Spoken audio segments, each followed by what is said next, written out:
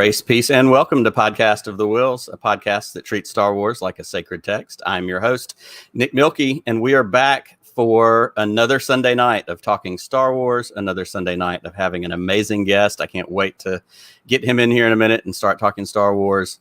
I guess this is a little bit of a small milestone for this show. This is our 25th episode of the live stream version of the show. As y'all know, the podcast started in 2018 as an audio podcast, but we transitioned to this live stream format back in, I think it was January. So this is number 25. We were off last week, which was the only week we've been off in the last 26 weeks, I guess. So here's to, getting 25 in a row. I don't know what your 25th anniversary gift is. We'll call it Beskar. That's probably what it is. So hopefully I'll get some Beskar in celebration of this small milestone. And we've got a great guest to commemorate 25 episodes in a row of the live stream. So I'm excited about that. I hope everybody is doing well. I know I've already seen a bunch of our friends in the live chat. I see Matthew, I see Framey, I see Michael. I know we're going to have I saw Andy for a minute ago from Holo Chronicles. So thank you guys for hanging out with us tonight. I can't wait to have some more folks jump in and join us in a few minutes. One small piece of business. I tweeted this out some last week and I was going to put it out there again, just in case anybody was interested. We do have our TeePublic store. You can get Podcast of the Wills t-shirts and some of that jazz. I'll get this going for just a second. But I was inspired after 10 or 11 weeks in a row of The Bad Batch and really loving that show and kind of loving the 4 Men and a Little Lady aspect of that show that we're getting.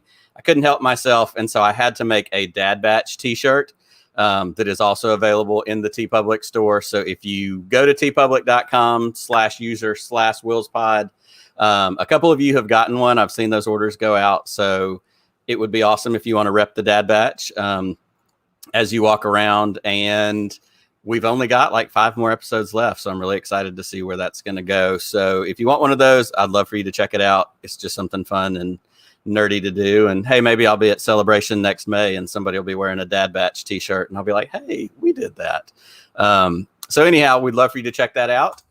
And now it's time to get to our guest. We have such a fantastic guest tonight. If you are in some of our podcasting circles and hang out in all these live chats regularly, he's not a stranger. He's one of our favorite celebrity Star Wars fans. My guest tonight is Mr. Clayton Sandell. Clayton is an award-winning journalist and correspondent. He has worked for ABC News. You've seen him on Good Morning America. He's done stuff on Nightline. And he has also done something which I love and we're going to talk about. He has managed to connect his professional career to his passion for Star Wars. And so he has produced and put together a couple of really awesome documentaries, one called The Force of Sound, which is available on YouTube. I watched all of it today in preparation. And he also did another one about the visual effects for Rogue One. And he's just such a delight. So I want to go ahead and bring in our guest tonight, Mr. Clayton Sandell. You said celebrity. You got to stop using that word. Come on. Dude, you're big time. You're How big are time. you? I'm fantastic, and I'm so glad you're here tonight. This is really a pleasure and an honor for us. Well, I had no idea that this was the 25th episode. So thank you very much for having me on, and congratulations. And you're right, it is Beskar. So I brought there it is. Brought you a gift right there. These were actually sent to me by my buddy Steve Ervolino, who's a member That's of the awesome. First and does all sorts of cool stuff. So very cool. So congratulations, and thank you so much. Well, and it really has been a testament. We were talking about this before we came on air. It's been a testament to the podcasting community and the Star Wars community, especially over the last year, especially throughout quarantine and the support that we found, not only hanging out in each other's live chats and having a good time or having a Friday night, Force Connect, which becomes kind of our late night virtual pub where everybody's at home having a drink and getting a little silly over something we love like Star Wars.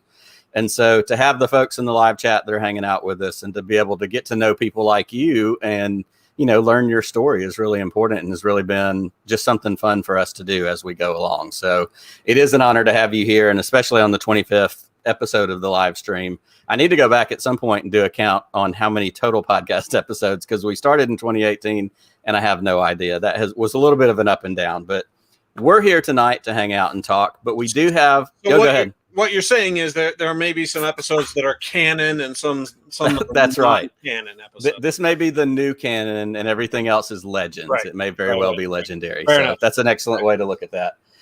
But we do have some other important business to get to before we chat some more, which is our celebrity cocktail. And I've loved doing this over the last, 25 episodes. We've only missed a couple. I've said jokingly, it has helped me expand my bar a little bit, adding in some things that I didn't normally have, because normally I just drink bourbon on ice, and I had to get a little creative as I start coming up with different drinks for different folks. So tonight, and I did send Clayton the recipe ahead of time, so he knew what we were making, but I didn't reveal the name. And so I do have my happy little graphic here. Tonight, we are making Clayton's Tatooine Sunset. Oh, very nice. So this is one of those, unique things. It's a Clayton drink. And in fact, I need to make a plug right now. Early on in the show, our friend Jared, the Dark Jedi from the Nerd Academy podcast, was on. And Jared is a bartender in his non-podcasting hours. And so I have laid out a challenge. And at this point, we've done about 20 of these. And I think all the recipes are on our Instagram.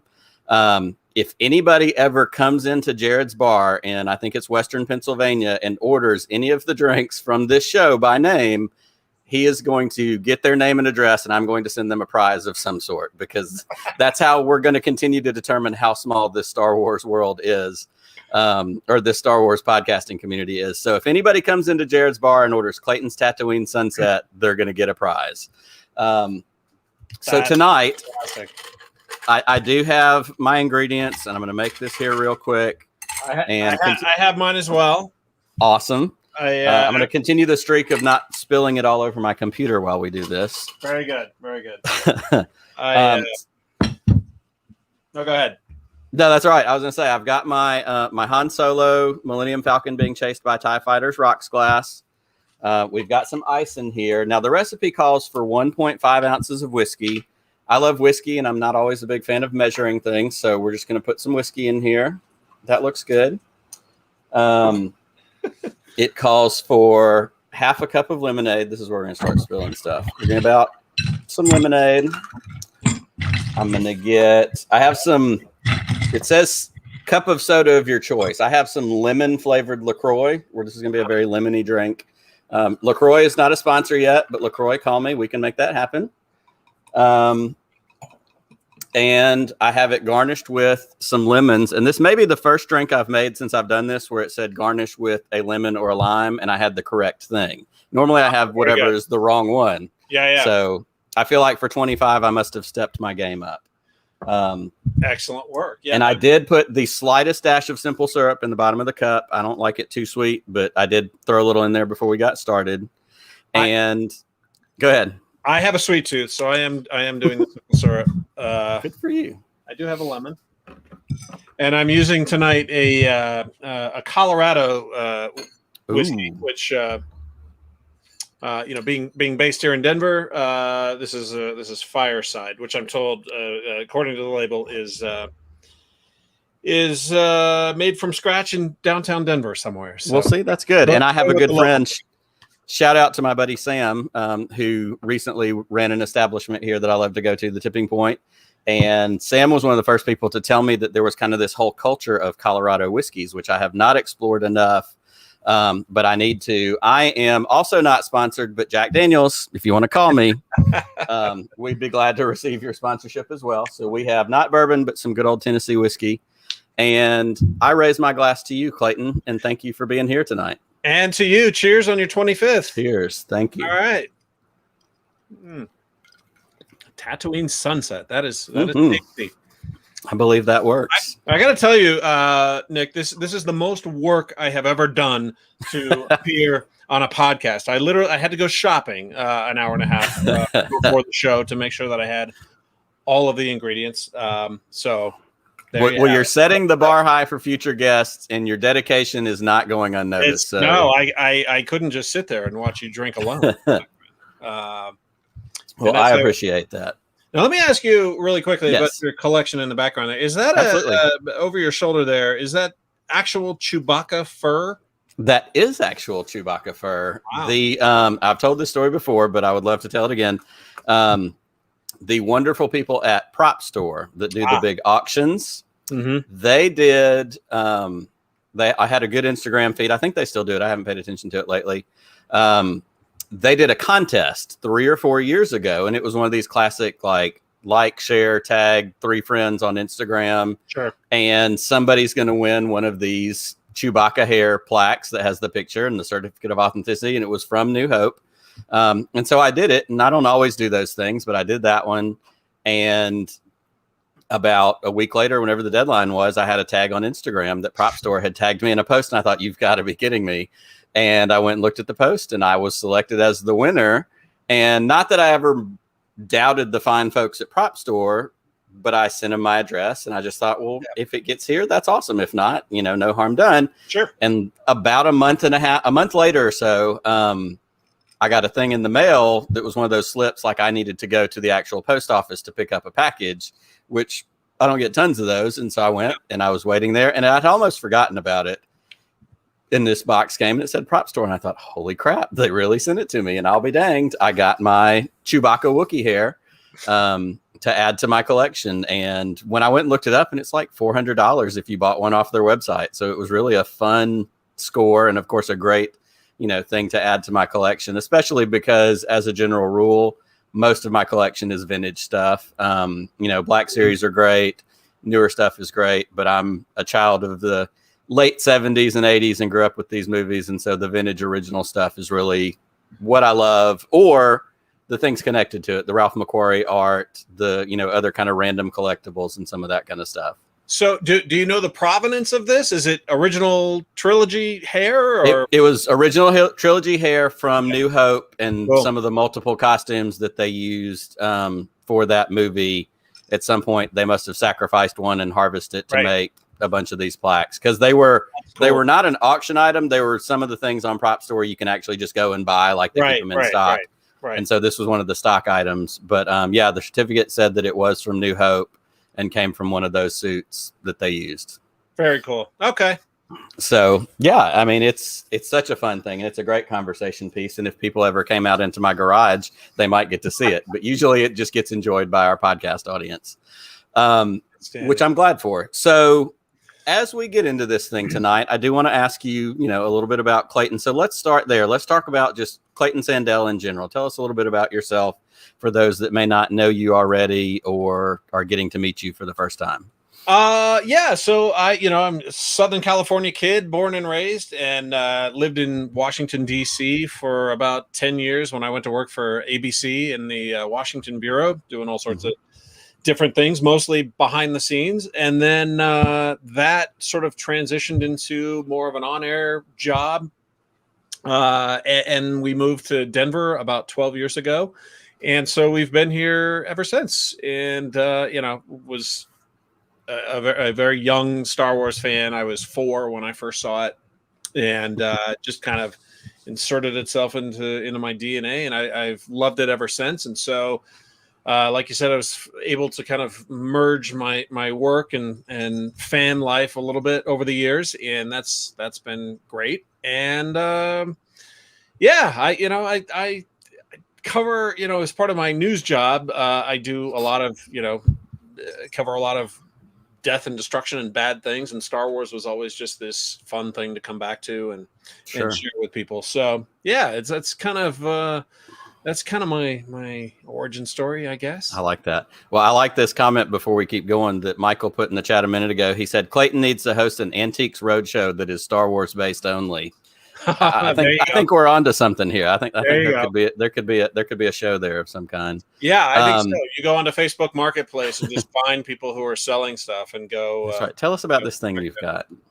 And another thing that I noticed as I did a little bit of my research before you came on, you started out, I think, did you do some DJing early on and worked in radio? Oh yeah. I started in my first I call it my professional broadcasting first job was as a radio DJ at a public radio station in Temecula, California. So I grew up in Riverside County.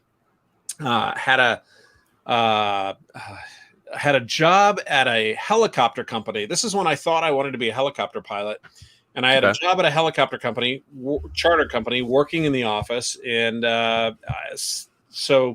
ended up getting a job in radio and discovered broadcasting and left the pilot stuff behind after that. But yeah, I would go in on Saturday nights to do like the Saturday night 6 to 10 shift, and then Sunday morning it was a public radio station, so it was kind of like all things to all people. So in the morning, Sunday morning, I would come back and do like the smooth jazz brunch shift, like 10 to 2 or whatever it was. So I started in radio, music radio, and always kind of knew that I wanted to work in radio and television and media, film, whatever. So I was one of those kids who knew from a young age that that's where I wanted to work and what I wanted to do. I just didn't know specifically what. And so over time, I moved to a larger news talk radio station, and then started working for a station that, if anybody from Southern California is watching or listening, was the only 24-hour news station, KFWB News 98. You give us 22 minutes, we'll give you the world, sort of thing. And I worked for them for a while, and that was amazing because I didn't know what I was doing, and I was working for this station that was based in LA. The station was on Argyle Street in Hollywood, and it was a big time radio station, and it was fun to be able to be on that station because friends and family would hear me on the radio. So that was cool. And then I was working for a video production company as I was going to school, and so I was kind of doing a lot of different things, and that eventually led to moving to Washington, D.C., where I started with ABC 21 years ago. Wow. That's fantastic. I love that. Andy from Holochronic says he wants Clayton to make him a mixtape now. So we'll have to add that to your to-do list. That's right. Well, I love that. I love that that's a part of your origin story, even with your job. Growing up as a kid, one of the things that I wanted to do so badly was to be a radio DJ. And growing up in the early 80s, I had a Fisher-Price record player and I had a Fisher-Price tape cassette player. And so I would spend hours in my room playing music on the record player and recording my own radio show with that tape player. And I'd do little, stand-up sets in between and then play, I actually had, the Michael Jackson Thriller album, and I had the Star Wars read-along storybook albums. Yes. Like I would make these whole shows on. I would love to have one of those tapes. I'd give a lot to have one of those tapes now and know what, 8-year-old Nick thought he was doing, making a radio show. But that's what, fast forward now, 40 years later, and I live in the podcast era, and I can essentially have my own version of a radio show, which has now also become some version of an internet TV show. And so I'm thankful for that. You don't need a tower anymore. You don't need a transmitter. You got it. I mean, that's right. It's the great equalizer, which is fantastic. It's a lot of fun. But so we talked a little bit about your work and, how you did that. But I want to go back, if we can do another origin story, and talk a little bit about your Star Wars origin story, maybe when you first saw it, some of the things as it impacted you growing up. Tell us about that. Yeah, I was taken to see the first film by my aunt and uncle, and it was I don't know exactly when. It had to be obviously summer of '77, and we went to the one tiny little theater in town that. Riverside, California had one theater and 4 screens, and it of course played on the big screen. And I remember them distinctly describing to me what we were about to see and how the good guys were, Luke and his friends, and you had Darth Vader, who was, he's the guy in all black, and watch out for him. And so I kind of remember getting this little synopsis briefing from them before the movie started, because I was 4. I was pretty young. I had just turned 4. And so it was just, as fans know, it just was this magical thing that was all I thought about and obsessed about. And I had somewhere, I should post it, but I've got it posted somewhere. But so, I've got video of old 8mm film of me on Christmas Day 1977 opening my very first Star Wars toy. And as you may know, there just were not very many Star Wars toys in 1977.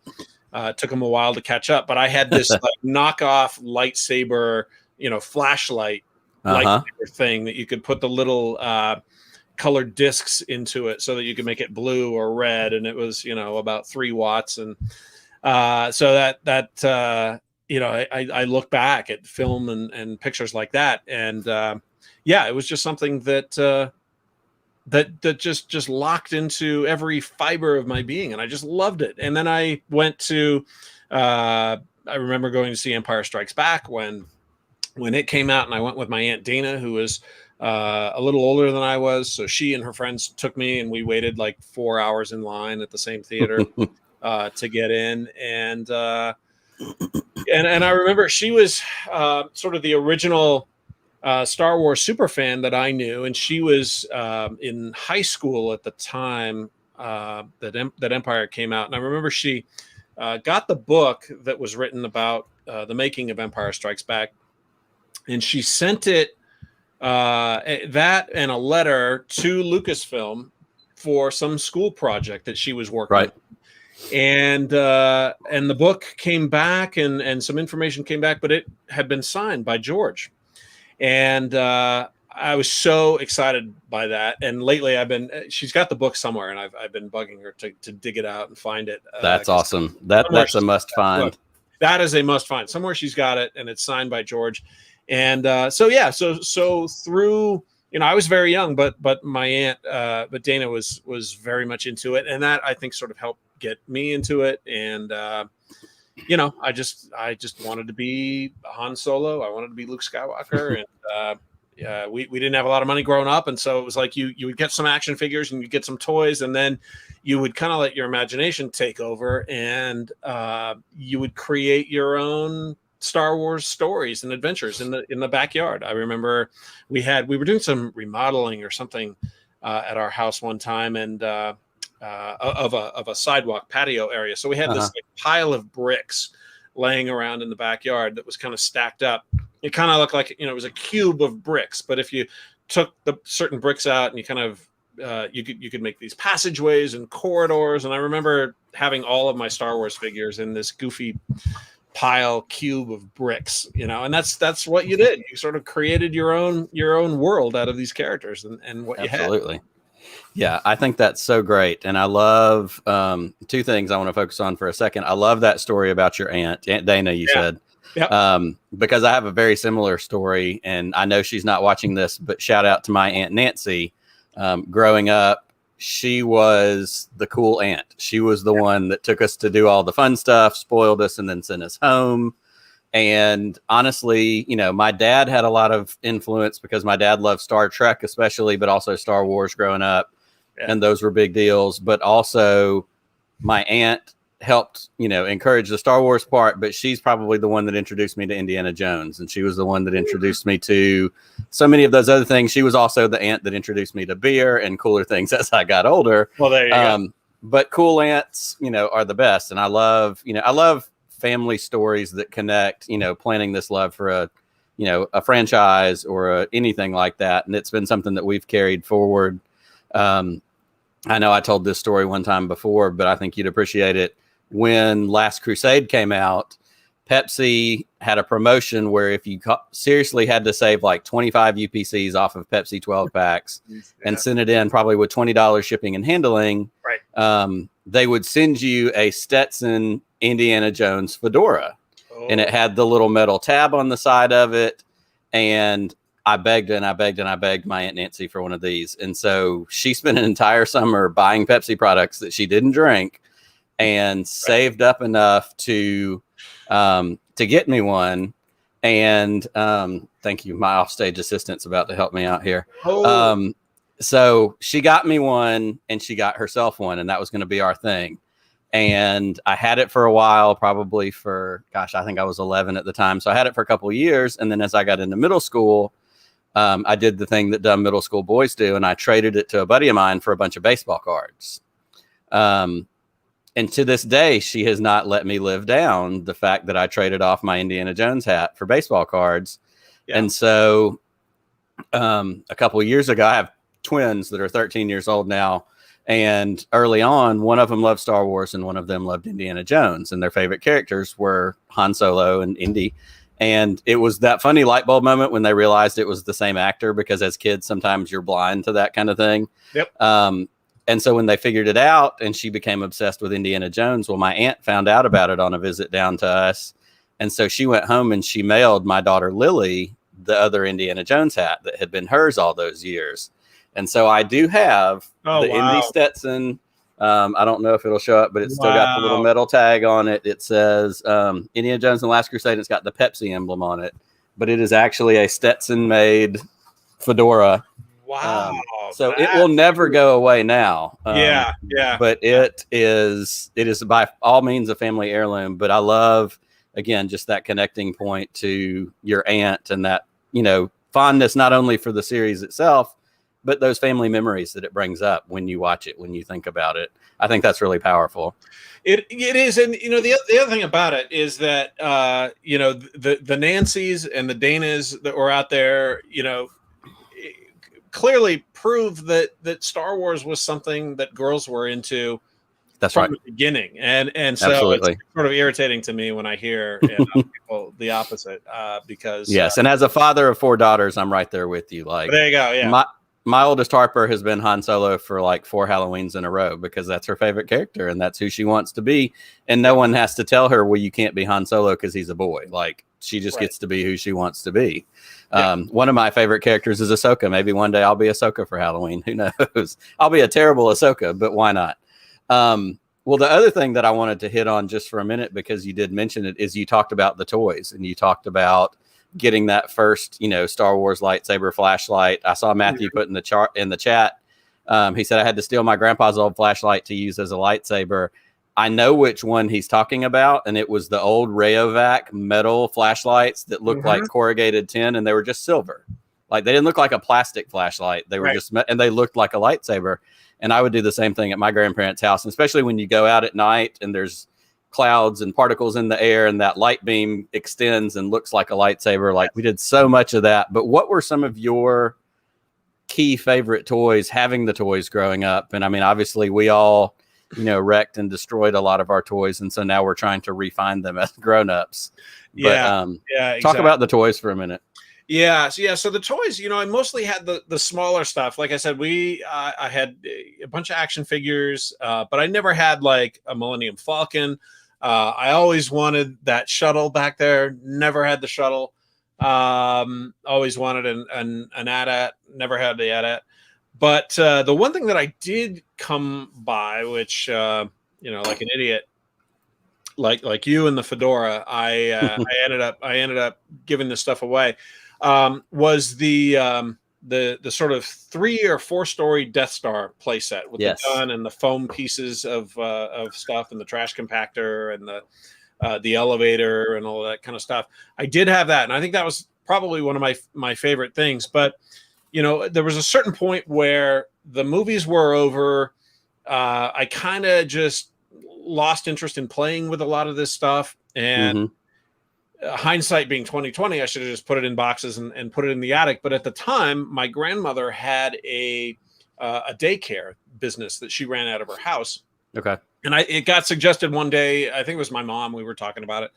And she said, if you're not going to play with all this stuff and it's just sitting here taking up room and space, why don't you donate it to your grandmother's daycare? And so I did that. And of course, none of it survived or is anywhere to be found anymore. But so that's where most of my stuff went. But I think that Death Star playset was probably the coolest thing that I had when I was a kid.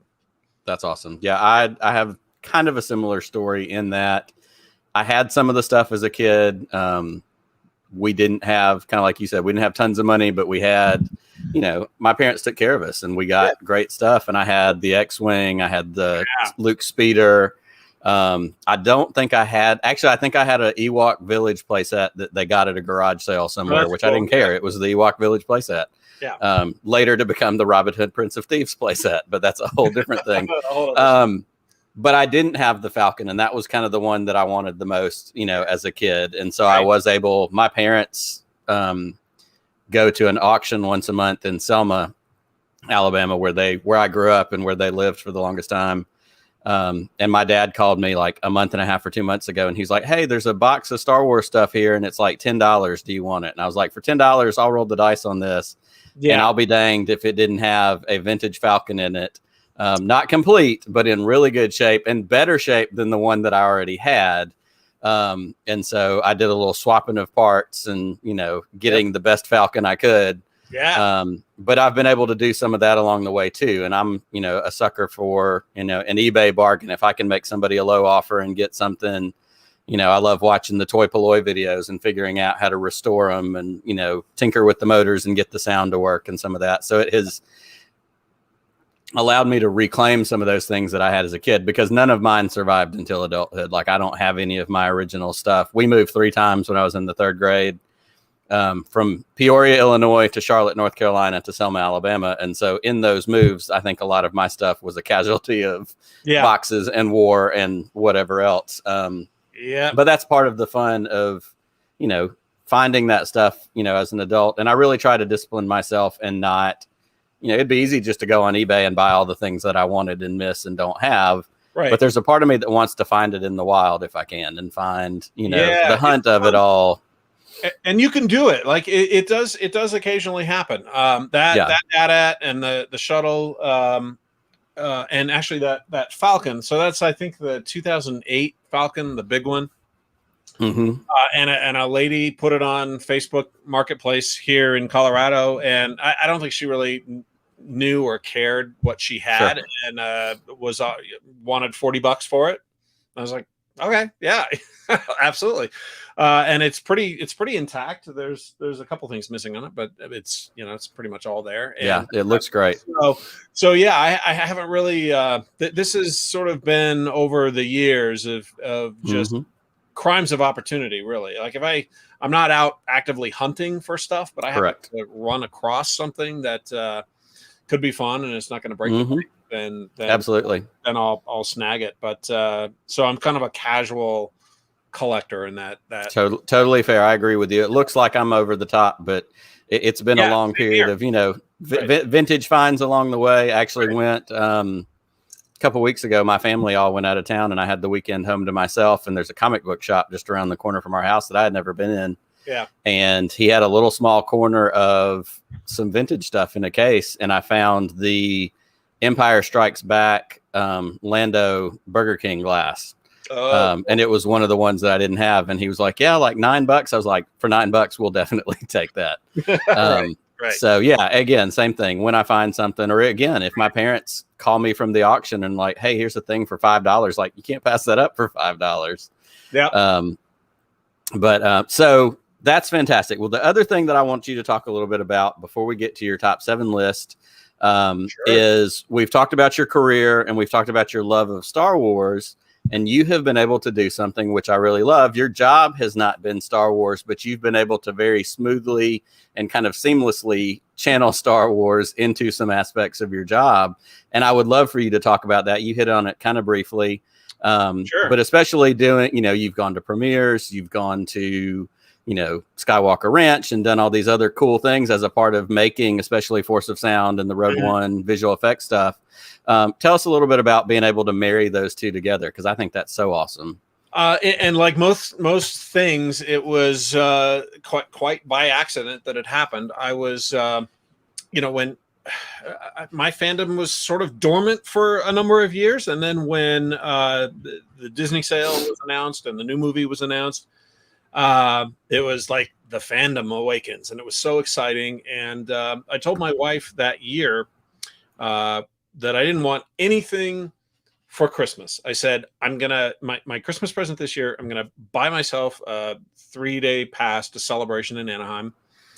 I'm going to take off work, and I'm going to go. And my buddy Brian and I were going to hang out for a couple days and just do Star Wars stuff. And about a week beforehand, I was reminding my boss that I was going to be off, and he said, kind of as an aside, he said, if you're going to be there anyway and you want to, you may as well work.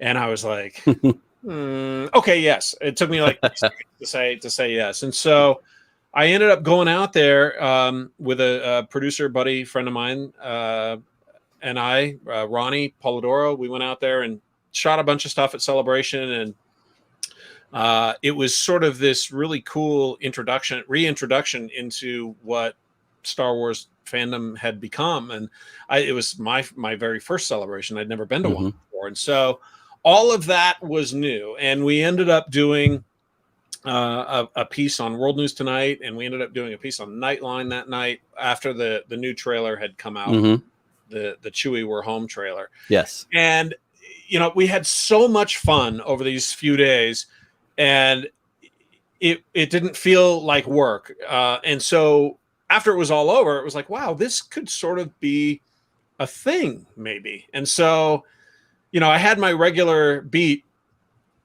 here in Denver. I sort of jumped from here and covered all sorts of natural disasters and tragedies and all sorts of bad stuff. Sure.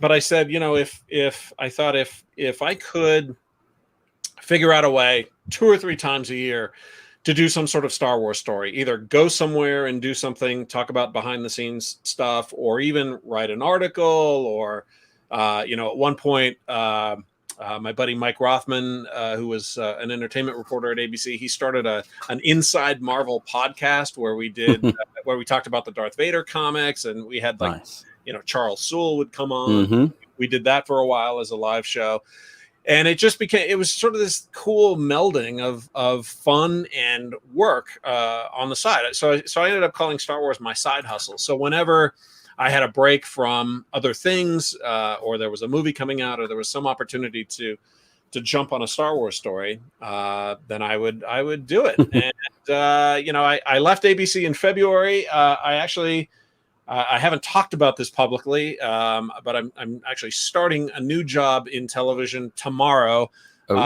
which can't quite talk about publicly because they haven't announced it all yet, but. As part of the sort of negotiation for this new job, I insisted that I was going to continue to cover Star Wars stuff. Outstanding. They agreed to. So I'll hopefully be back into it with this new job that I'm starting tomorrow. So I'm very excited about all of that. So back into the TV news realm. Excellent. Well, congratulations on that. And you're the first to hear it. Yeah. I don't have any breaking news banners to throw up on the screen, but I'm honored that we get to be amongst the first to hear it. So that's exciting, and we can't wait to hear more. And I think that was very wise of you to throw that as a caveat in there. Is sure, I can come I can come make your deal better, but we're going to have to do some Star Wars too. So that's right. That's why you're a pro, Clayton. That's why you get the good stuff. So we'll be jumping back into it. Hopefully. That's fantastic. Well, I can't wait to see what that's going to look like and what's going to turn into. And I do love, seeing, and I've, followed you, especially over the last year or so. Actually, I saw Force of Sound and some of those other things, I think, before I really realized who Clayton Sandell was, and before you started popping up on, some of the other podcasts that I watch and some of that kind of stuff. And it was then when it was that light bulb of like, oh yeah, that guy, I know who he is.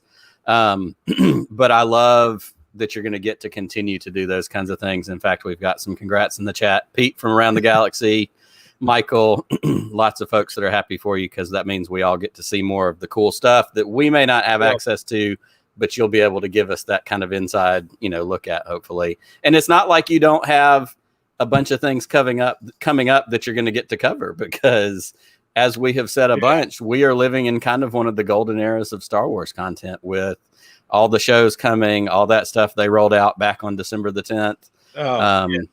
It's a lot to look at and get excited about. So I'm glad that you're going to be one of our insiders along the way. That's fun. Yeah, I'm excited. Hopefully we'll be able to do some fun stuff and continue to sort of, I'm just sort of a fan hoping to bring other fans along. That's all I'm doing.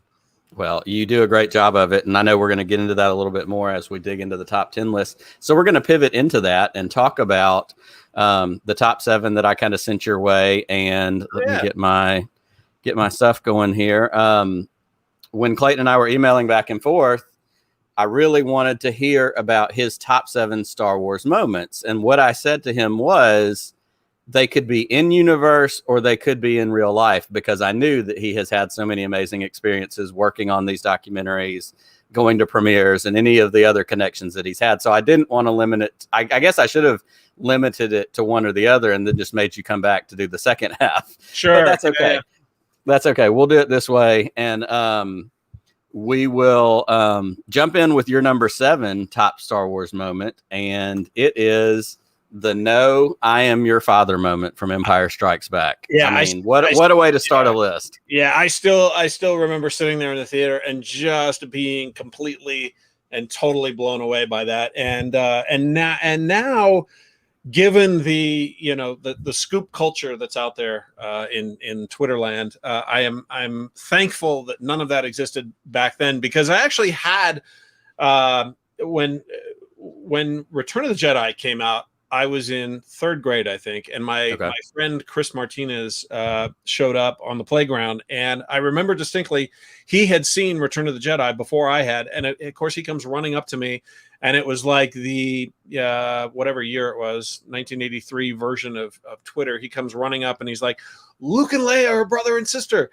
And I remember just feeling like excited to hear that, but also a little let down because that surprise was gone. And so the surprise factor that they were able to pull that off for Empire was still gives me chills to this day. So yeah, that's my number 7.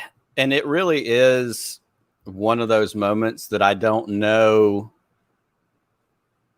Actually, we'll get to this in a little bit because there's some other things on your list that I don't want to spoil as I talk about spoilers. But I think that it is such a unique. We don't have that anymore, I guess is what I'm trying to say. Like, obviously, we never had the internet. I didn't have the internet like this even when I was in college. And, to have, and I'm sure for you, even in news and journalism, like the instant news story, it almost becomes at times, sometimes it's, shoot first, ask questions later. We're going to get the headline out and be the first one to say something, and then we'll go back and fact check it, or then we'll go back and make sure it's real. Yeah. But with spoilers and leaks and the internet and everybody's a scooper, I've been the first one to say for a long time, this show is not a news show. This is not a leak show. I just want to have fun and talk about Star Wars and take it, dig into it once it's over with. But it's become a whole other culture that you and I didn't grow up with because of when we had Star Wars. It is so hard because right now you have Loki coming out on Wednesday and Bad Batch is coming out on Friday. I finally caught up with Loki last night or 2 nights ago, and I still haven't seen Bad Batch. So between that, on that schedule, between those 2 shows, it's like I completely have to stay offline or be very careful about everything. And it stinks that you have to do that in a way, but that's just, I guess, the way it is. And I've thought about this because it seemed like for Mandalorian, which all dropped on Fridays, there was a really great unspoken let's get through the weekend. It felt like for the most part people would wait until Monday. And I feel like we kind of started out with that at the beginning of Bad Batch, but at some point somebody said, screw it, I'm going to say this thing 5 seconds after I watched it at 12 midnight or 2 in the morning or, whatever. So I've been in a similar boat with waking up on a Friday morning and going, well, I can't check Twitter until I have a chance to, watch the show. And some of that. And I thought back a while back because we had this discussion. In fact, it may have even been something that was discussed on one of Pete's shows about the nature of spoilers and, going back to, because it was kind of a water cooler thing before there was the internet. It was people at work talking about, hey, are you watching this? Hey, are you watching that? And I feel like for me, the first really big constant spoilery kind of thing where people were saying don't talk about was Lost. And I know there were some things before that, but to be in an internet age, I feel like Lost, early Twitter, early some of that kind of stuff. I feel like that ushered some of that. And I have very mixed, unpopular thoughts about some of Lost, so we don't have to go into that. Not bad. It just lost me halfway through. That's really it. But it is an interesting place to be. And so to get a moment like this, to get a I am your father moment, now, I know we've heard many stories about, and spoilers for anybody that hasn't watched Force Awakens yet, what are you doing? People waiting in line to go into Force Awakens at various theaters around the country, and somebody leaving from another screening and going, yeah, Han Solo gets killed. Like, Right. don't right. be, there's a general rule of like, don't be that guy. Don't be that person. I remember waiting in line for Force Awakens, and to his credit, there was an usher at the AMC theater down the street from our house, and he said, "When you come out of this theater, don't say anything. Be mindful of the people who are in line here. Don't blab." And it was great. Absolutely. And so that was cool. I enjoyed it. Absolutely. Yeah, Michael has a point. He said, "Man, those Cheers spoilers, though." And I like this. And Framey made me think of something else. They said the worst to deal with as a kid was somebody trading stickers and cards in the playground before we had seen the movie. And I remember the other big one was when Phantom Menace came out, and on the soundtrack, it had the track called Qui-Gon's Noble End. Right. And it was that like, what are we doing here? Like, we could have gotten away from that in 1999, but those things are going to happen. But I can't imagine, the purity of, and I don't really remember my I Am Your Father realization moment. I saw these movies as a kid and young enough that I think it has just kind of always been that way. Right. But I used to love seeing the videos of, some parent showing it to their kids for the first time and videoing their reaction and having that moment of like, what? Wait, what? It's so pure and it's so fun. And that's what this is supposed to be. And so I love that that's your number 7 on this list. So let's move into number 6. And your number 6 is the first appearance of Baby Yoda, which is what I didn't want to spoil a second ago. But this is, I feel like, our modern equivalent of that moment. Who did not scream out loud? If you didn't scream out loud when that moment happened, you may want to check yourself for a pulse. That moment, right. And I think that's why these are the only 2 on the list that are sort of in story. Sure. Things for me, but because they remind me of each other. I just remember having that sort of same reaction to seeing it, and that's great. I love the animation. So that's. I mean, what are you gonna say? There's not much. It's exactly what you're saying, and it's our modern version of that. Yeah, Empire moment. It's the chance to, and I was the same way. I was watching it. And it was just one of those like, there's nothing I could have. You could have given me 20 guesses, and I wouldn't have guessed anything Yoda related. Because other than that brief yaddle that we get, like we've never had any other Yoda. So why would I think we'd get a cute 50-year-old baby version of Yoda? Yep. And we've had some other fun moments even along the way. But to be perfectly honest, the Luke moment at the end of season 2 did not hit me nearly as hard as this one did. It was awesome, but the more I thought about it, it made sense. And it was like, he'd be doing out in the galaxy at this time. Right. So I think that is really a great modern version of that Empire moment. And I think it's a worthy addition to your list. There you go. Cool. Well, let's move into number 5. Yeah. And number 5 is the Star Wars and friends and family that you have gotten to meet along the way, be involved with. Definitely want to hear about this one. This is something that I never really knew existed until coming sort of back into the fandom, going to Celebration, meeting people. I met people at Celebration Anaheim that year that I still keep in touch with, and I would consider friends, and That's awesome. buy them a drink at the bar. Sure.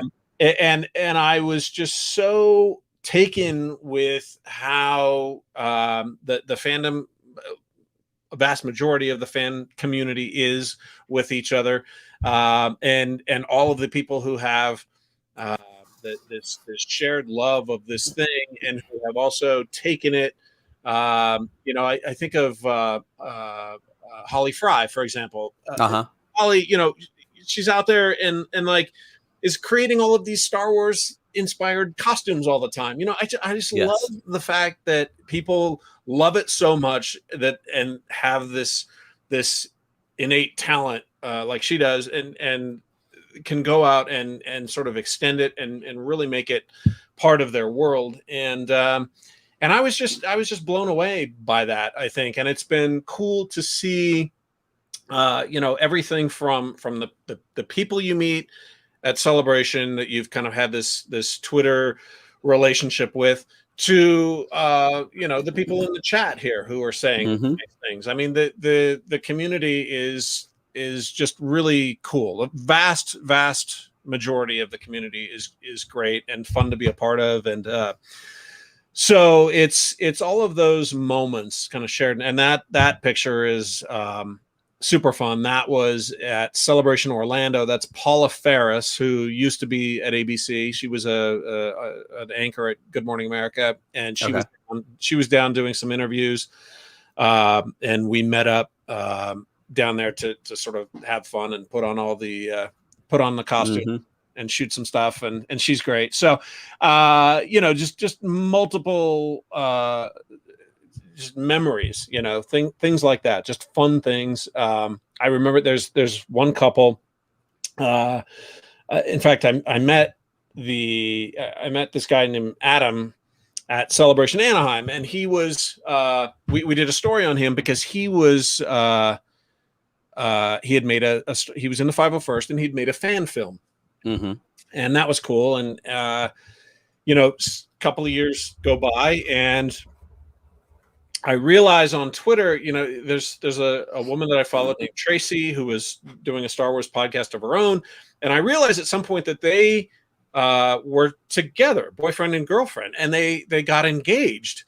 They met at Celebration Anaheim. Oh, wow. And it was cool following them around. So we did like a Star Wars love story piece on the two of them at Celebration Orlando. And so, watching relationships develop, watching friendships develop, online and on Twitter, and then seeing people meet up in person. It's just such a cool thing. And I sort of, through my work, I've been able to share it with my family as well. I was tallying up the other day. My sister and I were talking about this. I was tallying up. I got to meet Mark Hamill through work, and then various premieres and things. So my wife has met Mark Hamill, my daughter met Mark Hamill, and my sister's now met Mark Hamill through all these events. And so it's like I've sort of been able to bring them into this world and sort of share it with them in that way. And so I'm sort of rambling about this, but that's fantastic. It is important to me, this idea that this community exists, and for the most part is supportive of each other, and correct, and make sure that it's kind of a safe and fun place to be. Absolutely. And I agree with you 1,000%. And we talked about this some before we went on the air as well. For me as a podcaster, and I guess some version of a content creator, these folks in this live chat, and these folks that aren't here tonight, that have shows, and we all hang out and watch each other's shows and support each other and chat.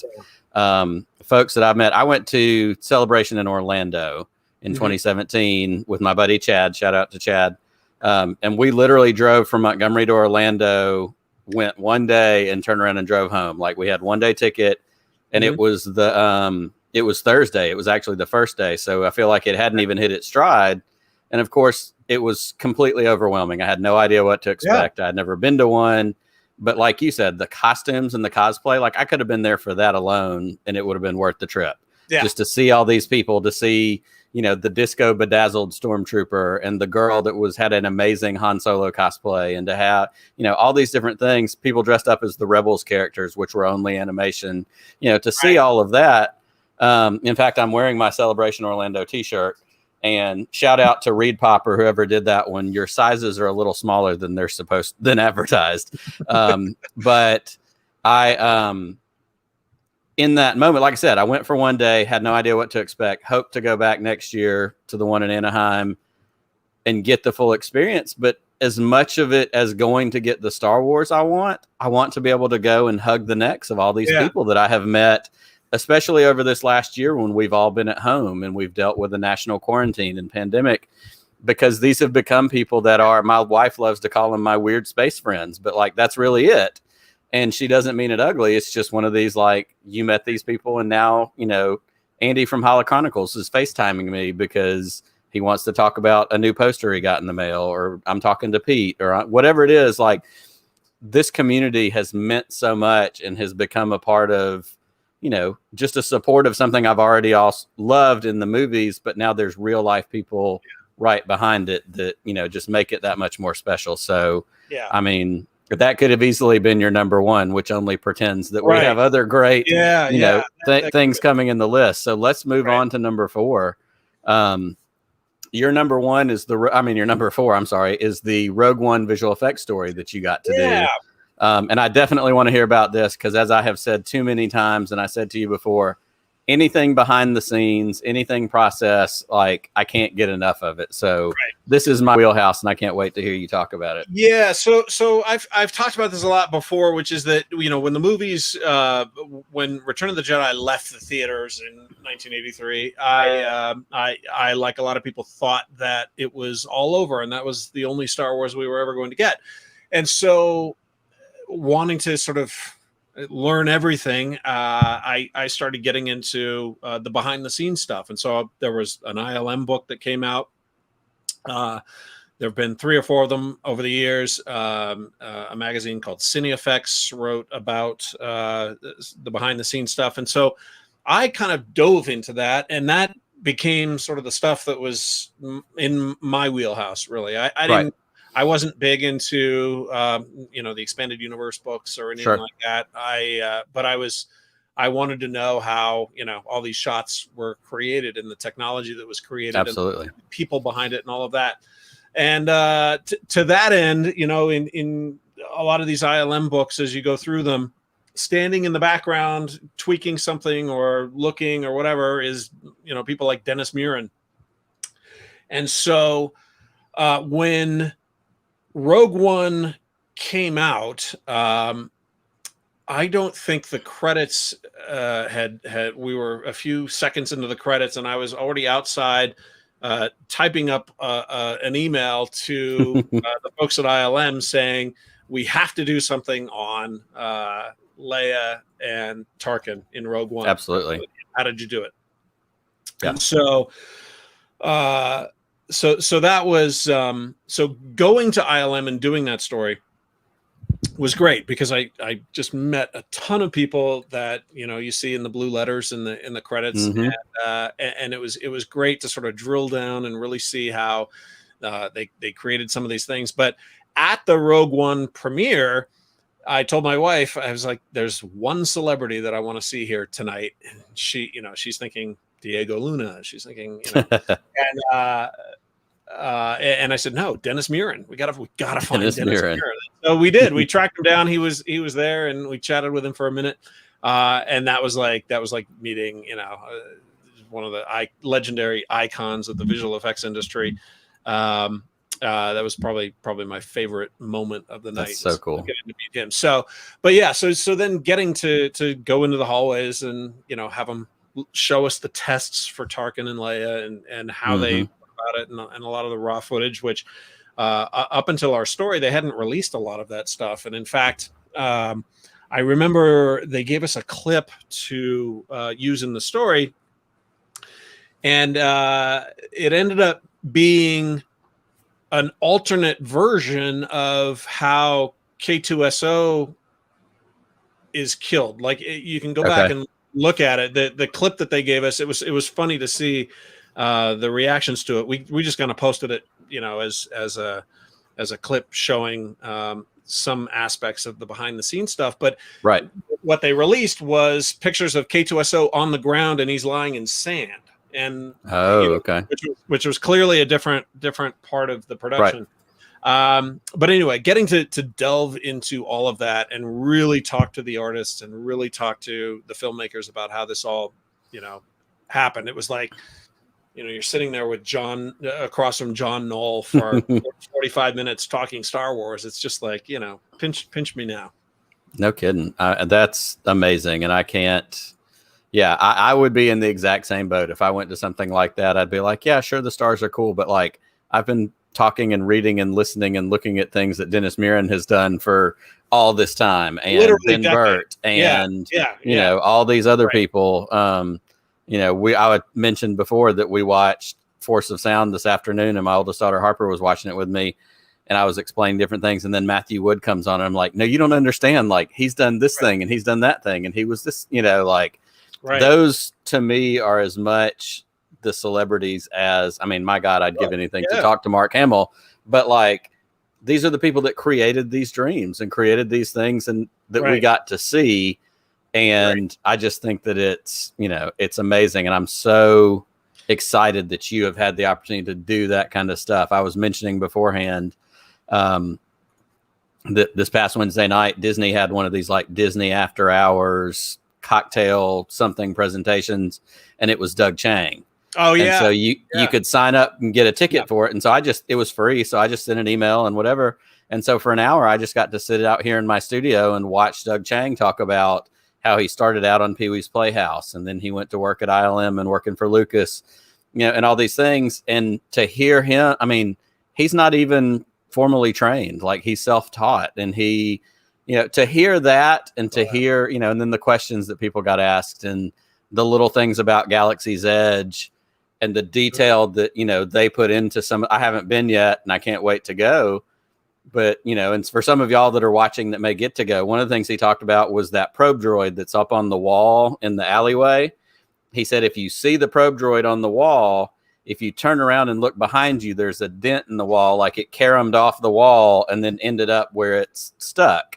Or if you follow the R2 tracks on the ground, they're intentional and they lead to an Easter egg or to a something. And then the other one that I also thought was cool was he said, if you walk underneath the Falcon cockpit and look up, kind of like a hidden Mickey, there's a Falcon of some sort etched or drawn or whatever onto there. And that was kind of a nod to the set production folks who would do that kind of stuff when they were building sets and like hide little, things in and amongst, the work that they were doing as a part of their deal. And I just love that kind of stuff. And I love the thought that goes into it. And these people like Dennis Muren and Ben Burt and Doug Chang, that like they love the property and they want to do it well and right. And that's that's a game changer. You could crank out wholesale easy stuff and, make a bunch of really crappy some things, but these things are really crafted to me by people who love what they're doing. And I think that's so powerful. It is. And I also watched that presentation with Doug, and, he's such a cool guy. And what strikes me about him and about guys like Matt Wood and people like Matt Wood is that these are folks who are like second generation creators, right? They weren't, unlike Muren, they weren't there at the beginning. They sort of came to it as fans first and through their work. I was also blown away that Doug has no formal art school training. It's wild. It's incredible. But to see, what kind of gives me hope is that you see folks, and there are a lot of them, whether it's on the visual effects side or wherever it is, that are, these second, third generation type fans who are now creators in the Star Wars galaxy. And, you see their level of passion for it. You see their level of skill and wanting to honor what came before. And it sort of gives me hope that this whole thing is in pretty good hands. Oh, without a doubt. It just so, and even with the newer stuff that of course we talk about all the time, we talk about Favreau and Filoni and, the hands that they're putting onto these properties and the stuff that they're doing to maintain. Honestly, one of the things I'm most impressed about in this newest round of Star Wars stuff, especially Mandalorian, is they're making it accessible for people like, and I say this all the time, people like my mom, who doesn't really know what a Star Wars is other than it exists. And it's something I've been obsessed with my whole life. Sure. But she's fully in the tank for the Mandalorian, and in particular, Baby Yoda. Like her and my dad watch it together, and she wanted a Baby Yoda for Christmas to put in her apartment. And, it was this whole deal. But at the same time, in those same episodes that are very user friendly, and of course there's Disney marketing and smart things behind it, like in bringing people in. Sure. But also you've got, Din Djarin carrying the blaster or the rifle from the holiday special that we all saw way back in the day, and the Kowakian monkey lizard on the spit, and every single Easter egg that people like me obsess about after the episode is over when I go back to watch it the second time. Like, it really is a marriage of Star Wars for everybody, because that's what most of it is. And then there's like 20% of people who are the sweaty nerds like me going, I need to watch it again. I need to make a list of all the things I liked and all the things I didn't like and then do it again.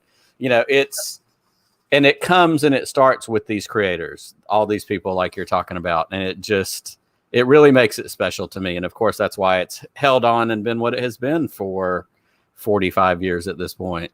Yep, they were in trouble with my wife though, because Salacious Crumb is one of her favorite characters of all time. And seeing those monkey lizards on the spit in The Mandalorian that was probably tough, very upsetting. Yes, very totally fair. Nobody's going to argue that. Yeah. Well, let's keep going. Let's get into number 3.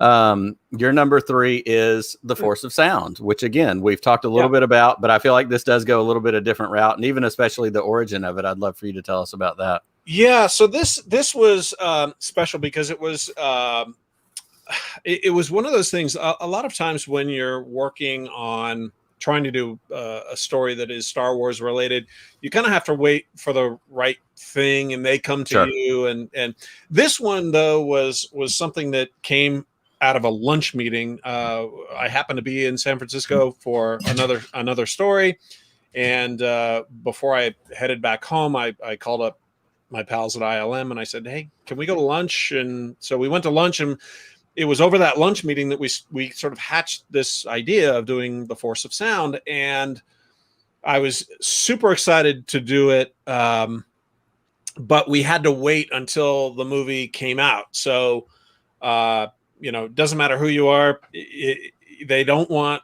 to reveal anything before the movie is out. And so we couldn't do anything in advance. And so we waited until the film had been out about a month. And so we went up to Skywalker Ranch to shoot it because that, of course, is where Skywalker Sound is still headquartered, in the production building there, which is made to look like an old 100-year-old winery.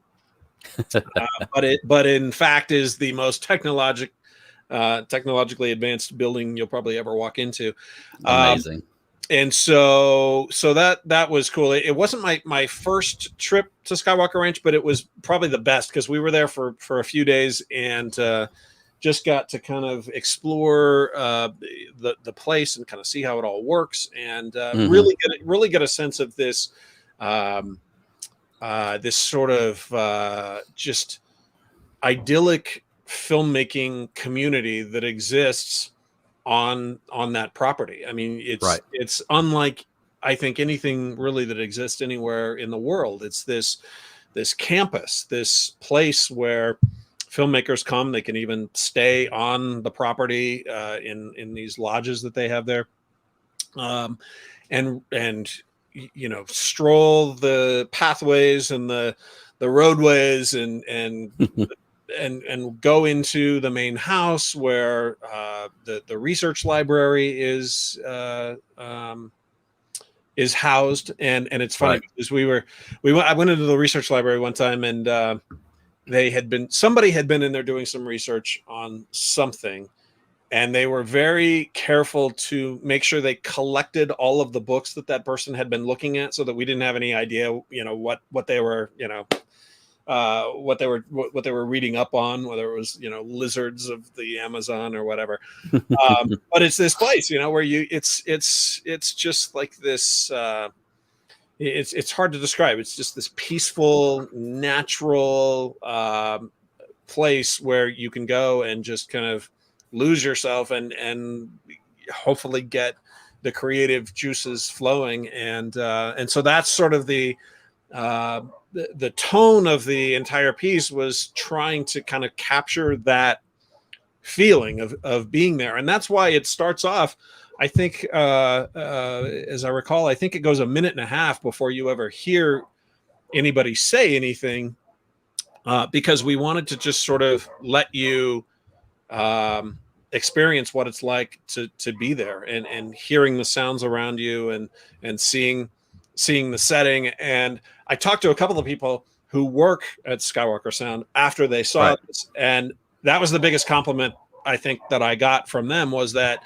they said, you really captured the feel of what it's like to be there, because it is completely unique. And what's funny is you are up there, and it's this huge building, but there's so many like hallways and stairways and places where people are sort of hidden away working in their individual spaces, that you don't really get a sense of how many people are in that building until 1 o'clock hits and everybody goes to lunch and they all stream out of the building and head off to lunch either at the main house or over at the restaurant. And then you really get a sense of just how many creative genius type people are working up there. And so that's fun to see. But oh, no doubt. Yeah. Getting to, because again, when I was a kid, there's books that show Skywalker Ranch and the construction. And I remember the old black and white photographs that showed like the main house and then like a bunch of other buildings that were just concrete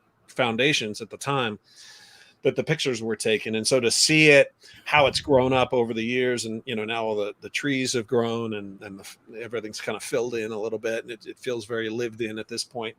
But it's just kind of this magical place where these movies, not just Star Wars movies, but dozens of movies are made every year, and the sense of history there is pretty incredible. One other thing I'll tell you is one day I was there and I walked into one of the Foley stages, which is if you pay attention to movie credits, especially Star Wars, Marvel films, but a bunch of other stuff. John Resch is a Foley artist who has worked at Lucasfilm for years and at Skywalker Sound for years. And he and his partner have a large Foley stage that is just filled with stuff that they have collected over the years. It's almost like a sound museum. I mean, it's like a Foley stage, which of course is the thing where you go in and recreate footsteps, right, doors closing and things like that. They've got a water tank in there and they've got just shelves of stuff all around the room. And he walked over and we're standing at his desk and he picks up this like shoe with metal cleats, like a golf shoe or something. And he picks it up and he goes, this is the shoe that we did all of the stormtrooper footsteps in Empire Strikes Back. And it's like he's got this just sitting on his desk and has kept it all of these years. And so that's, it's like a museum. It's truly like a museum. Amazing. Where they have, done all of this absolutely incredible work. And at the time that I saw him, he had just finished Black Panther Foley. Oh, wow. That's awesome. So, it was pretty cool. So no, that's amazing. And I think about anytime, I see stuff like that, behind the scenes featurettes, anything that does those kind of deals. Like, of course, I would love to go to the ranch. I'd love to go to headquarters, but like the Lucasfilm archives, like every time they show people going to the archives to like look at the old Death Star models and look at the old, the Ark from Indiana Jones, like I'm just sitting there going, there's a lot of things that I would do, maybe borderline legal, to have the opportunity to go visit the Lucasfilm archives. And like, honestly, in my mind, the Lucasfilm archives is that warehouse at the end of Raiders where they're walking through and it's just shelves and shelves and shelves of like every prop, every model, every maquette, every single thing. And it's just, I'm in awe of that. Like I could read books about it and I do every chance I get. Like that's the stuff that fascinates me so much. Yeah, and so your connection to that is fantastic. Well, if you watch, there's a special feature on the re-release of the new 40th anniversary re-release of the Indiana Jones films, and there is a featurette in there with John Resch and Ben Burt in Resch's Foley stage. So that's nice. The one they were just talking about. So that you'll awesome. See that in the special features. I definitely need to check that out. Yeah, again, we could talk about this one particular topic all night, but we've got two more on our list. So let's keep moving. And we're going to get into number 2, which is meeting Mark Hamill and Harrison Ford. And I did a little creative photoshopping for this one, but there you go. That's okay. I'm going to screenshot that. Thank you very much. That's right. I'll send you the real one if you need it for something. But I mean, again, talk about people that you want to meet. People that, you know, 4-year-old me, 4 to 8-year-old me was just it doesn't get any better than these two. And over the years I've run into Mark several times. I still don't think he would know who I am, but we've done some interviews and I've just run into him casually a couple times. But The Harrison Ford one for a long time was I considered Harrison my own personal white whale, because Absolutely. I had never run into him ever, and but always had this like weird. We had like mutual pilot friends. And my great aunt used to live in Jackson Hole, Wyoming, and would like randomly see him at the hardware store on a Saturday. So anyway, so getting to meet him was great, and I have told this story before. It's a little embarrassing, however. When I did finally meet him and we were chatting about pilot stuff and random things, I was so nervous talking to him, and I normally don't get that way. I'm usually kind of, very, very cool about all this stuff. But for some reason, Ford had me completely nervous, and I think because not only was he Han Solo, but he was Indiana Jones, and I was Indiana Jones like 3 Halloweens in a row. Absolutely. But yeah, so I ended up having in the span of about 2 minutes, I introduced him to my wife twice. And then he and my wife then proceeded to make fun of me for making fun of him. It was great. But yeah, those two, I never got to meet Carrie. Okay. I was in the room with her once at Celebration, but sadly never got to actually meet her in person. So, but those guys were great. That's amazing. It really is one of those. In fact, I literally have on my phone in front of me, I have a text from my 13-year-old in the house in all capital letters that says he met Harrison Ford ? Because they're watching it in the house, and her mind just is like, what do you mean he met Harrison Ford? But that's the dream. And that's the, I love what you said about, yeah, sure, he's Han Solo, but he's also Indiana Jones. Like that just becomes, a whole other level. Yeah, I mean, I think of he's like, there aren't many iconic movie stars like him of our era, and so it's tough. Well, and I think it's interesting too, just knowing what we know, especially from public personas, talk show appearances, things like that. What 2 more different personalities than Mark Hamill and Harrison Ford to run into, at a premiere, at a something, because Harrison has always been kind of gruff, kind of, reluctantly into it. I think as the later, as Force Awakens came around, he kind of had that softening moment of like, I realize what this has done and where it has gotten me. Yeah. But Mark Hamill's the guy that's like, sure, I'll go put on a stormtrooper costume and walk around on Sunset Boulevard and just greet people. And, Harrison Ford would never do that. But they both have an appreciation for what Star Wars has done for them, but in very different ways. And sure, I love that, to borrow, I guess, a Rise of Skywalker thing, almost like a Force dyad of their own in personality and all of that. So that's a lot of fun. And the fact that you got to meet both of them is obviously nothing short of amazing. It was, it was very, very fortunate, lucky, all of those things. And, I all kind of pinch me kind of moments. I was very fortunate. Very fortunate. No doubt. Well, without any further ado, let's roll into number 1. And I love this one because I think it speaks to the core of who the majority of us are as Star Wars fans. But your number 1 is seeing Star Wars the first time in 1977. And while I didn't get to see it in 77, I saw it not too long after, but like that first experience period what makes it for us. Whatever it is. Yeah. We talked about the screening that I went to with my aunt and uncle. But yeah, it's just sort of whatever that first thing was. And it can be, back in the day, that was the only on-ramp onto the Star Wars freeway. And now there are many, many on-ramps onto the Star Wars highway, which is great. It's a super highway at this point. Absolutely.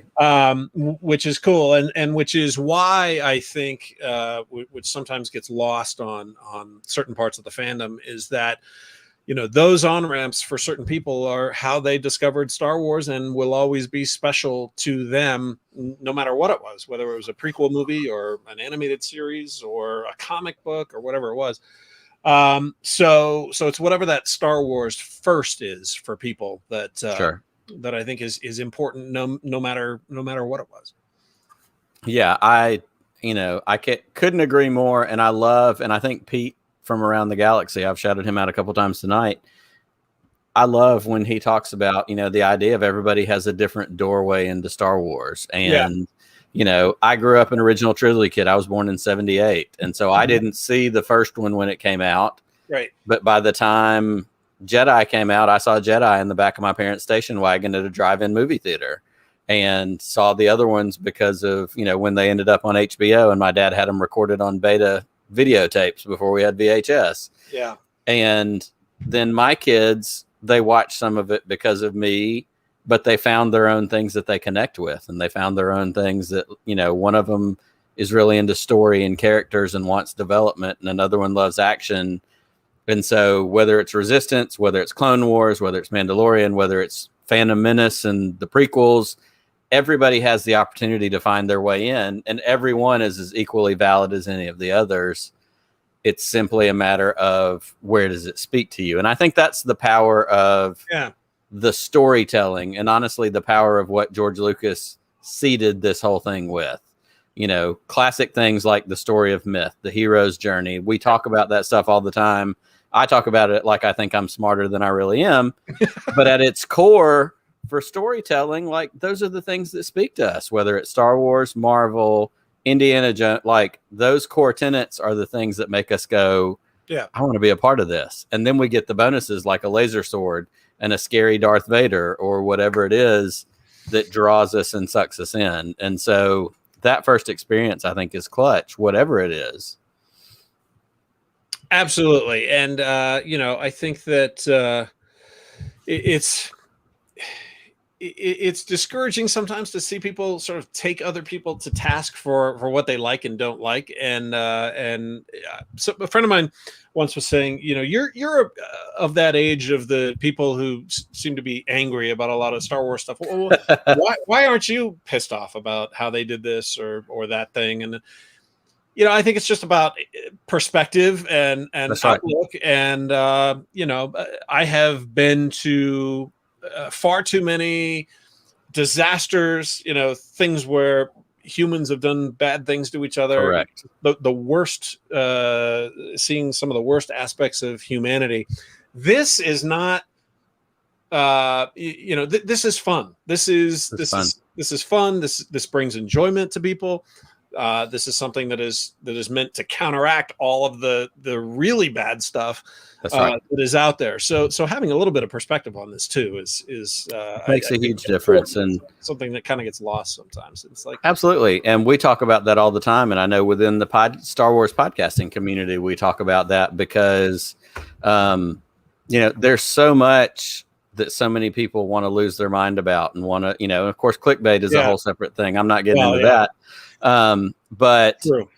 That's the thing. Like, I live in the real world. I have a job and I have a wife and I have 4 kids and I have things that I have to do and deal with. And this is fun. And contrary to what it looks like behind me, like, this is just for fun. This is just a hobby. And what I've said many times before is, if I reach a point where Star Wars makes me that angry, it's time to go. It's time to go somewhere else, because this isn't for me anymore. Like, this is fun. Right. I love, and I go back to it all the time, as cliche as it is, but George Lucas said it's a movie about space wizards for kids. Like, what are we losing our damn minds about? Like, That's not it. And and that's the thing. Yeah, I grew up in the in-between times, and I read Legends books, and I love the original Thrawn trilogy and the Jedi Academy trilogy and some of those things, and that's fun. But to be perfectly honest, even knowing what little I knew back when Disney bought Lucasfilm and Star Wars, my first thought was, Disney is so good at storytelling, this can only be a good thing. Like, that was my number one thought. Right. Like, Disney tells stories, and that was Walt Disney's thing, and he built it so much into this company that, that looks a little fake. Ooh, Tarkin looked a little weird. Fake Carrie in Rogue One looked a little weird. So what? It didn't take me out of it. I went, okay, and I kept going. Yeah. And I would, when the prequels came out, I was in college, and I did have a brief moment where I thought I was too cool for the prequels, and that's not my Star Wars. But I got over it real quick, because I also realized, what am I complaining about? Like, it's a Star Wars. Like, it's for fun. And if you don't like it, go away. Like, if it makes me mad, it's time to go. Like, that's not what it is. It's fun. And not everything has to be for me. Like, I love Rebels in a way that's kind of weird for a 43-year-old man to love Rebels, because I love the storytelling in Rebels. But Resistance never did it for me. And I don't have any ill will towards Resistance. I just never got into it. Right. Clone Wars. I've come back to Clone Wars because of Rebels and because of the new season of Clone Wars and Bad Batch and some of that. But it's because, you know, I'm laughing. Michael just put a comment that I have to leave in here. Star Wars will forever be the best because of Clint Howard and Solo. Yeah, I don't disagree with that. But that's the thing. When it comes down to it, like, this is fun. And if it's not fun, it's time to go. That really is the bottom line of it. And if there's a part you don't like, okay, move on to the parts you do. Nobody's forcing it on you. And it's art.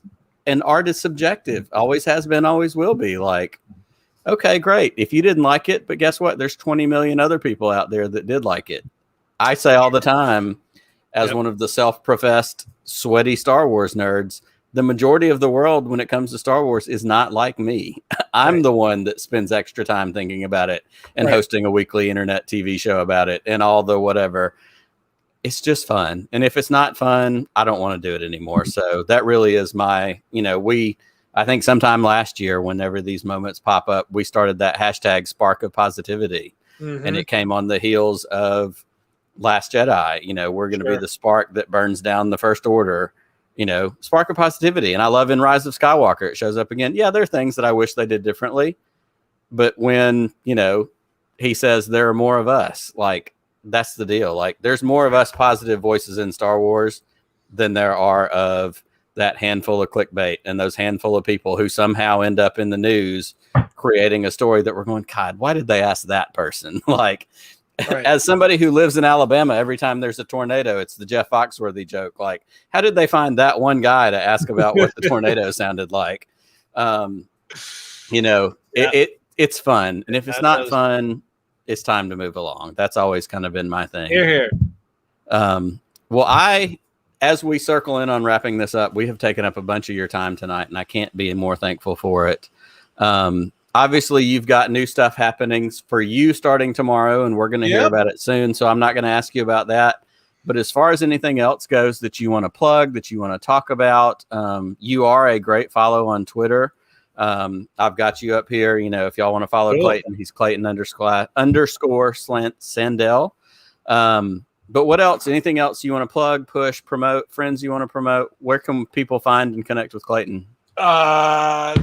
Twitter is usually best. I'm trying to be better on Instagram, but Twitter's definitely the big one for me still. No, nothing that I can quite talk about yet. There are some totally things fair, but yeah, I'll definitely keep you posted on stuff, and we'll tweet about it as soon as I know. Absolutely. Well, you have guaranteed retweets from the Podcast of the Wheels Twitter feed. We are big fans and supporters of Clayton. And it really, here is a question from Framey in the chat. They want to know, when is the next Sandell duo unboxing coming? Because you've had some good unboxing videos. We've done one. We did one on a day when we were out of things to do over the summer. And, my son begged me to do an unboxing video, so we threw one together. So we've got to get something to unbox. Hopefully, maybe we'll probably do more. He loved doing that, and I had a lot of fun with him. Yeah, it was fun. I tuned in for that, and it was great to see all of that. Well, I can't thank you enough for being here. To everybody in the live chat, thank y'all for hanging out tonight. This really has been a pleasure and a fun night to hang out. I love hearing these stories. Again, we could go on forever, but we're right at an hour and a half, and it's time to get out of here because Clayton has to start new important things tomorrow. Yeah, well, thank you, and congratulations on episode 25. Absolutely. Have another Tatooine sunset, and that's right. And congratulations on the name of the podcast, by the way, because somebody asked me if I wanted to start a Star Wars podcast, and I once said no because I can't think of a good name. They're all taken. So you came up with a good one. So keep it up. I love it. Keep it up and keep it up, and let's do it again sometime. Absolutely. I'd love to have you. Well, thank you so much for being here, and to everybody else watching. Until we are together again next week, may the Force be with you. Always.